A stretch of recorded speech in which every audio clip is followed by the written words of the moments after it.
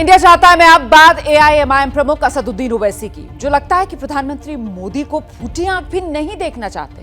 14 अगस्त को असदुद्दीन ओवैसी ने बयान दिया कि क्या प्रधानमंत्री मोदी लाल किले की प्राचीर से मुस्लिम क्रांतिकारियों का नाम लेंगे। अच्छा, 15 अगस्त को प्रधानमंत्री ने अशफाक उल्लाह खान से लेकर बेगम हजरत महल तक के नाम का जिक्र कर दिया। अब ओवैसी से जब इसको लेकर सवाल पूछा जा रहा है तो वो कह रहे हैं मैं क्या करूं, मिठाई बांटूं। समझ नहीं आ रहा है कि असदुद्दीन ओवैसी आखिर चाहते क्या है।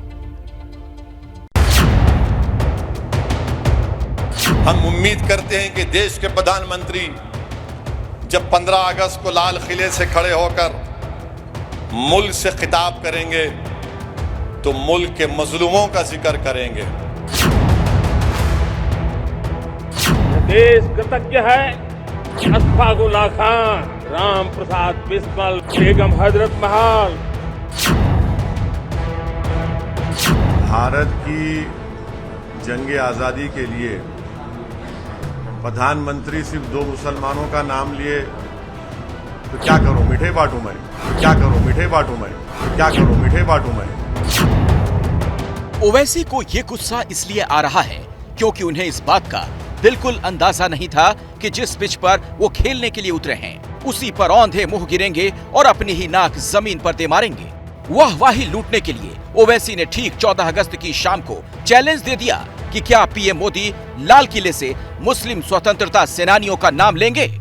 हम उम्मीद करते हैं कि देश के प्रधानमंत्री जब 15 अगस्त को लाल किले से खड़े होकर मुल्क से खिताब करेंगे तो मुल्क के मजलूमों का जिक्र करेंगे।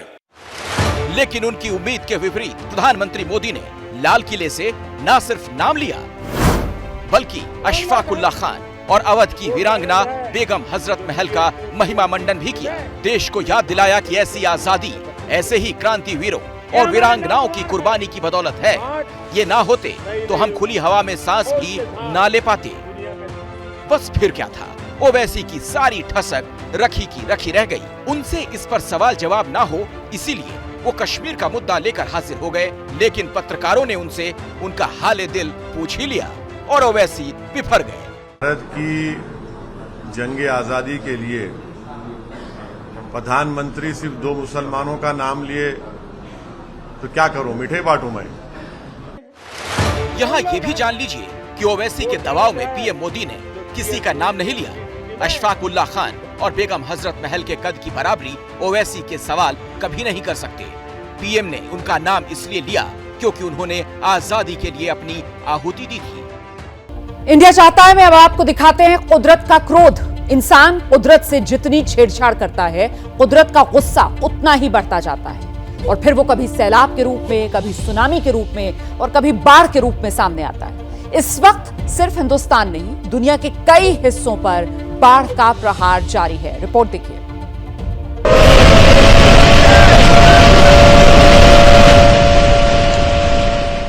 ये साक्षात मौत के दर्शन है जो अपने साथ खतरे का नाद करती हुई आगे बढ़ रही है।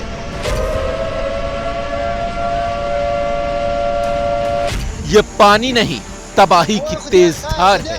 वो धार जो अपने साथ सब कुछ बहाती हुई आगे बढ़ रही है। लकड़ी के बड़े बड़े लट्ठे भी जड़ से उखड़कर इसके साथ बह रहे हैं। मकानों का मलबा भी इसमें नजर आ रहा है। इंसान हो, दरख्त हो या पत्थर की चट्टान, इस प्रचंड वेग को रोकने का साहस किसी में नहीं। जो भी इसकी जद में आएगा वो मौत के मुंह में जाएगा।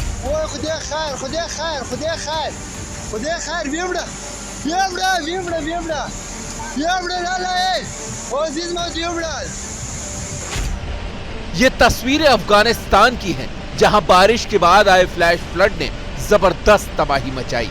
ऐसी तबाही कि मकान बह गए, 29 लोग मौत के मुंह में समा गए।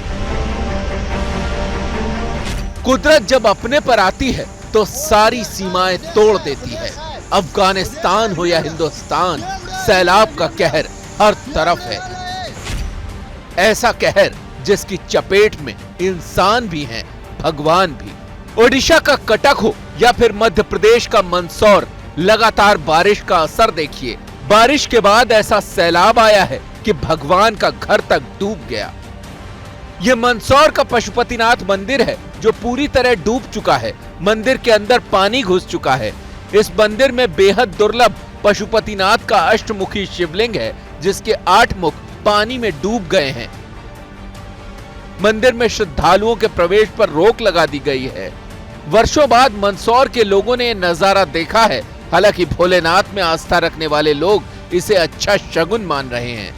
महादेव का जलाभिषेक हो रहा है, बहुत खुशी की बात है। और इस तरह से अभिषेक होता है तब लोगों को संतुष्टि हो जाती है कि इस बार अच्छी वर्षा हुई है और अपने आगे आने वाला समय भी अच्छा ही रहेगा। ये हैं शर्मा जी जो रात का खाना और देश दुनिया की सुर्खियां दोनों लेते हैं सुमित अवस्थी के साथ। अब ये हैं इनके पड़ोसी बैनर्जी साहब। मिष्टी दोई खाते खाते पूरा बंगाल जान लेते हैं सुमन दे के साथ। इनकी तरह आप भी देखें अपने फेवरेट न्यूज एंकर को एक ही ऐप पर और डाउनलोड कीजिए एबीपी लाइव ऐप अपने स्मार्ट टीवी पर।